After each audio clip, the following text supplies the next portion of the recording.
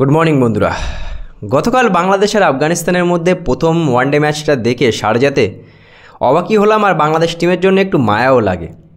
তার কারণ এই বাংলাদেশ ক্রিকেট টিম মাত্র 235 রান ওয়ানডেতে করতে পারে না, 143 রানে তারা অল আউট হয়ে যায়।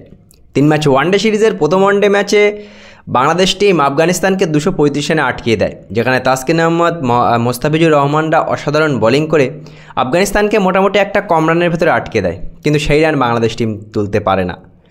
বাংলাদেশ টিমের এই অবনতি গোটা ক্রিকেট বিশ্ব দেখছে। যে বাংলাদেশের ক্রিকেট ফ্যান আমাদের ভারতীয় ক্রিকেট টিম যখন 15 বছর 20 বছর একটা অর্ধেক সিরিজ খারাপ খেলে তখন তারা ঈদ উদযাপন করে, তখন তারা ভারতীয় ক্রিকেট টিমকে নিয়ে বাজে বাজে কথা বলে। আমি তাদেরকে, সেই সকল ক্রিকেট ফ্যানকে বলতে চাই যে তোমরা একবার আয়না দিয়ে নিজের মুখ মানে নিজের ক্রিকেট টিমের দিকে তাকাও, কত অধঃপতনে চলে যাচ্ছে তোমাদের ক্রিকেট টিম। এমনকি বর্তমানে যদি আফগানিস্তানের সাথে, তো এমনি আফগানিস্তান তো অনেক শক্তিশালী টিম, যদি ইউএসের সাথে বা হংকংয়ের সাথেও বাংলাদেশ টিমের এখন খেলা হয় তাহলেও বাংলাদেশ টিম হেরে যাবে, এতই বাজে পারফরমেন্স বাংলাদেশ টিমের। মানে ব্যাটিং তো এত জঘন্য। আমি আগাগোড়ায় বলেছি যে পাকিস্তান সিরিজের পরে ভারতের সিরিজ হেরেছে বাংলাদেশ টিম, টেস্টও হেরেছে, টি20ও হেরেছে, নিজেদের ঘরের মাঠে সাউথ আফ্রিকার কাছে গোহারা হেরেছে, আর এখন শারজাতে প্রথম ওয়ানডে ম্যাচটা গোহারা হেরে গেছে। আমি আবারও বলছি যে শারজাতে 3টে ওয়ানডে ম্যাচ 3টাই আফগানিস্তান জিতে যাবে, বাংলাদেশ মনে হয় না জিততে পারবে। তার কারণ তাদের বাজে ব্যাটিং। দেখো এমন ব্যাটিং, কালকে কিন্তু বাংলাদেশ টিম যখন 235 রান চেস করতেছিল সেকেন্ড ইনিংসে, তখন কিন্তু বাংলাদেশের 120 রানে মাত্র 3 উইকেট পড়ে। 120 রানে 3 উইকেট আর 143 রানে অল আউট। তার মানে ভাবতে পারছো যে মাত্র 20-22 রানের মধ্যে তাদের আর বাদবাকি উইকেট পড়ে যায়। মানে বাংলাদেশের লাস্ট 11 রানে 7 উইকেট পড়ে যায়। কি বাজে পরিস্থিতি বাংলাদেশ ক্রিকেট টিমের, আর তারা আমাদেরকে নিয়ে মজা করে। একটাবার ভেবে দেখো যে তোমাদের ক্রিকেট টিমে নাজমুল হোসেন পাপন যে বোর্ড প্রেসিডেন্ট ছিল তাকে বদলিয়ে কি হলো, কোনো কি লাভ হলো?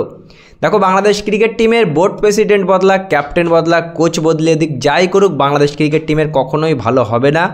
তার কারণ তাদের ডোমেস্টিক ক্রিকেট ভালো না। যতদিন তোমাদের ডোমেস্টিক ক্রিকেটে ভালো হবে না ততদিন তোমাদের ক্রিকেট টিম এমনই পারফরমেন্স করবে। ব্যাটিং জঘন্য, দিনের পর দিন জঘন্য ব্যাটিং। এত বড় একটা দেশ, বিশ্বের ভারত, অস্ট্রেলিয়া, ইংল্যান্ডের পরে 4র্থ সবথেকে ধনী ক্রিকেট বোর্ড।